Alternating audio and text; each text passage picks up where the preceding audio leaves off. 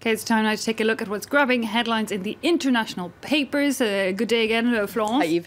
Even in the international, we looked at French earlier, in the international as well, Greece taking a lot of coverage. That's right. Now Europe is holding its breath ahead of Sunday's reform deadline. I pulled out an interesting article from the Wall Street Journal today that shows that the Greek crisis has sparked some major regional geopolitical anxiety. What is this all about?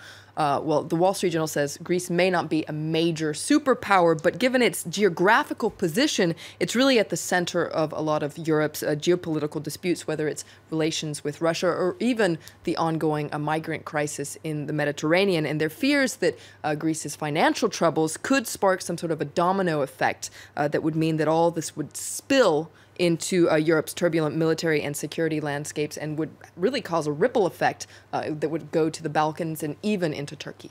Okay, yes, but perhaps part of the motivation behind those negotiations as well. Now, sticking with the economy, but moving on for Greece, still a lot of focus on this shocking stock market crash in China. In China, that's right. Now, it's always interesting to see how the Chinese press deals with stories like this. It is on the front page of China Daily, the leading paper in China, but you can see China Daily is really trying to play things down, say everything's okay, this is all over, shares are climbing as the short selling is investigated. The crash is unlikely to have major effects on the economy. That's what's coming out of the Chinese press. And China Daily says the markets are showing signs of stabilizing thanks to a series of government initiatives designed to halt this panic sell-off. Okay, now what about outside of the Chinese papers? That's right. A different picture? The non-official take of things is actually that the government did have a panicked response to the tumbling stocks. This is an article from The Economist today that says that the officials' botched attempts to repair the damage actually made the situation worse. Now, lots of papers are focusing on the fact that China is really on a journey from a command economy to a market economy, and this is a long path. It's a dangerous path, according to The Economist, and China so far has managed very well. It hopes that it will continue down this path instead of turning back. But according to The Economist, the real lesson from the market crash is that if China wants to embrace markets, you can see here China embraces the markets. If it wants to embrace markets, well, it's got to let the markets decide. And this is a similar message that comes out of the editorial of the Washington Post today. You can see here Beijing should give its markets the freedom to fail. And according to the Washington Post, the underlying problem here is that China wants the benefits of a free market, but without its essential pillars. These pillars are transparency, rule of law, freedom of speech, civil society, political competition, and most importantly, faith in the individual. And according to the Washington Post's editorial, these are really the fundamental pillars of a healthy society and a society where these stock markets can exist in a healthy way.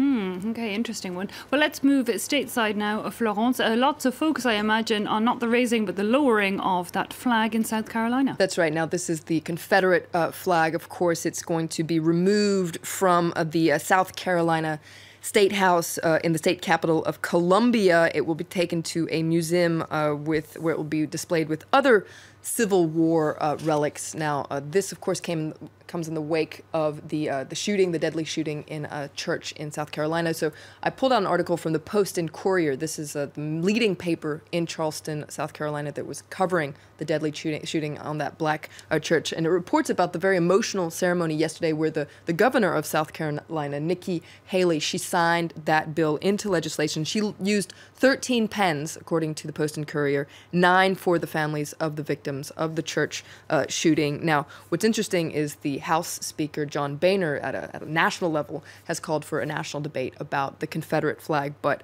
it's likely to be a very thorny debate.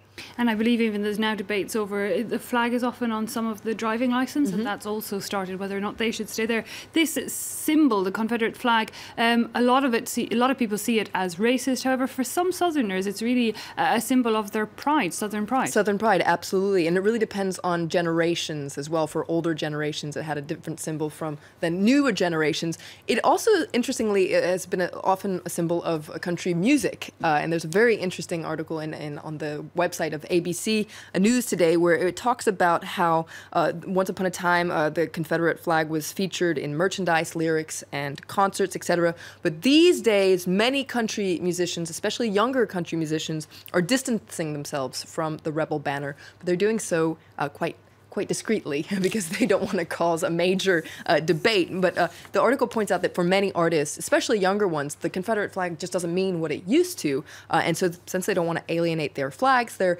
going to another flag, the Star-Spangled Banner, of course, the American flag. So that's the one that's being featured now in music videos, etc. Fair enough, one thinks. Now, this Charleston shooting, that church shooting you talked about, it sparked a major debate on this flag, however, not so much on U.S. gun control. That's right, and that was quite kind of the surprise that came out in the wake of that deadly shooting, was that everyone was focused on the flag and not so much on gun control. One person is starting to brush on this very thorny debate, and that is Hillary Clinton, who wants to be the candidate for the Democratic Party.